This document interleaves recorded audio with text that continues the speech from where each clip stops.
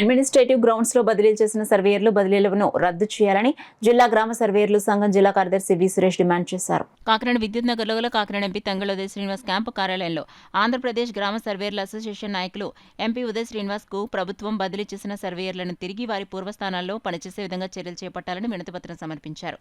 ఈ సందర్భంగా జిల్లా గ్రామ సర్వేయర్ల సంఘం కార్యదర్శి సురేష్ మాట్లాడుతూ అడ్మినిస్ట్రేటివ్ గ్రౌండ్స్ లో చేసిన బదిలీల ఉత్తర్వులను తక్షణం నిలిపివేయాలని డిమాండ్ చేశారు.